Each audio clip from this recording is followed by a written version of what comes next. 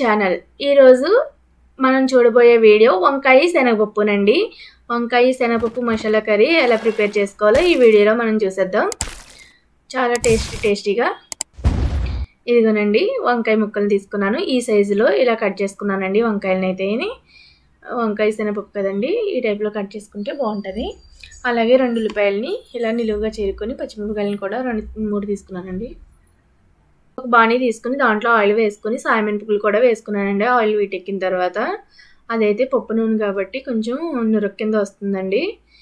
దీంట్లో అయితే ఆవాలు కూడా వేసుకోవాలి. కొంచెం 1/2 స్పూన్ ఆవాలు కూడా వేస్తున్నాను. ఇది మీడియంలో పెట్టి గ్యాస్ గరిటెతోటి తిప్పుతూ ఉండాలండి. తిప్పుతూ ఉండి 1 by 1 వేసుకోవాలి తాలింపు సరుకులని. ఇదిగోండి కడిగి పెట్టుకుని కరివేపాకు కూడా తీసుకున్నానండి. వెజ్ కర్రీస్లో వంకాయ శనగపప్పు కూడా చాలా టేస్టీగా చాలా బాగుంటుందండి. ఆ కర్రీకి కాంబినేషన్గా మజ్జిగ చారు కూడా చేసుకుంటే ఇంకా బాగుంటుంది. వంకాయ శనగపప్పు అండి మా ఇంట్లో అందరూ కూడా బాగా ఇష్టపడతారు. ఎప్పుడు కొత్తగా చేసేవాళ్ళు అయితే ఈ విధంగా ట్రై చేయండి, చాలా బాగుంటుంది. అలాగే జీలకర్ర ఎండుమిర్చి కూడా వేస్తానండి. 2 ఎండుమిరపకాయలు చిన్న ముక్కలు కింద చేసుకుని 1/2 టేబుల్ స్పూన్ జీలకర్ర వేస్తున్నానండి.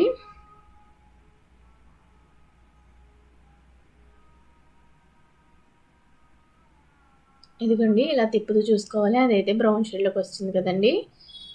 సాయమినపగులు అయితే నురుగు వల్ల ఆనట్లేదండి.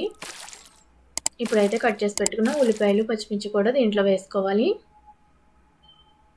అవి కూడా బాగా తిప్పుతూ చూడండి, దాంట్లో బాగా మగ్గుతాయి. మగ్గిన తర్వాత అప్పుడు వంకాయ ముక్కలు వేసుకోవాలి. ఇదిగోనండి ఈ టైప్లో మగ్గినాయి కదండి. మూత పెట్టుకుని ఒక 5 నిమిషాలు ఉంచుకుంటే ఈ టైప్లో వస్తుంది. మీడియంలో పెట్టుకోవాలి, గ్యాస్ అయితే హైలో ఉంచకూడదు. చాలా టేస్టీగా. ఇప్పుడైతే కార్తీక మాసం కదండి, ఎక్కువ వెజ్ కర్రీసే వండుకుంటారు చాలామంది. ఇప్పుడు కొత్తగా వండేవాళ్ళు అయితే ఈ విధంగా ట్రై చేయండి, చాలా బాగా వస్తుంది. దీంట్లో చిన్న టెక్నిక్ ఏంటంటే వంకాయ ముక్కలు అయితే ఆయిల్లో బాగా మగ్గనివ్వాలండి. అప్పుడు దాని టేస్ట్ బాగుంటుంది. అండ్ ముక్క కూడా చాలా బాగా టేస్టీగా బాగా వస్తుందండి. ఇలా కొంచెం లేట్ అయినా కానీ ఈ విధంగా మగ్గనిస్తే మాత్రం కూర అయితే టేస్ట్ అయితే చాలా బాగుంటుంది. వంకాయ ఏ విధంగా వండుకున్నా కానీ ఆయిల్లో మగ్గనిస్తే చాలా బాగుంటుందండి. ఇదిగోండి దీంట్లో అయితే కళ్ళుప్పు అయితే తీసుకున్నాను.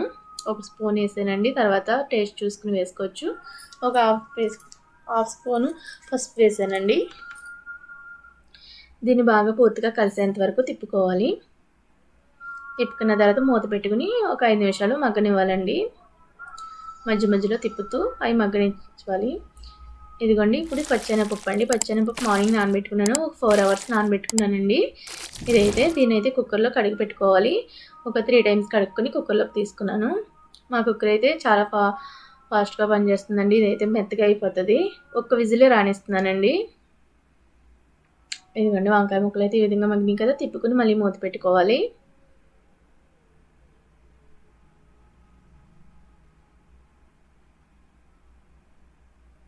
ఇలా తిప్పుకొని ఒకసారి పూర్తిగా కలిసేంత వరకు తిప్పుకొని మళ్ళీ మూత పెట్టేసుకోవాలండి. ఇప్పుడు పప్పు అయితే తీస్తే ఇదిగోండి ఈ విధంగా ఉడికింది కదా. ఇదిగోండి మగ్గింది కదండి, వంకాయ పూర్తిగా మగ్గింది. దీంట్లో ఇప్పుడు ఇవి ఉడకమెట్టుకున్న పచ్చెనపప్పుని అయితే తీసుకుంటున్నాను. పప్పును అయితే పూర్తిగా వేసుకుని కలుపుకుంటే కర్రీ అయితే చాలా సింపుల్గా ఈజీగా అయిపోతుందండి, చాలా తక్కువ టైంలోని. చూసారా, ఈ విధంగా పూర్తిగా కలిసేంత వరకు వేసుకోవాలి. దీంట్లో ఇప్పుడు కారం వేస్తున్నానండి. కారం 2 స్పూన్లు వేసానండి, సరిపోతుంది. అది కావాలంటే వేసుకోవచ్చు. అలాగే మసాలా పౌడర్ అండి, గరం మసాలా అండి. అది ఒక చిన్న స్పూన్ తోటి 1 స్పూన్ వేసానండి. దీంట్లో ఇంకోటండి, ఉల్లిపాయలు మగ్గేటప్పుడు అల్లం వెల్లుల్లి పేస్ట్ కూడా వేసుకోవచ్చు. నేనైతే వేయలేదు.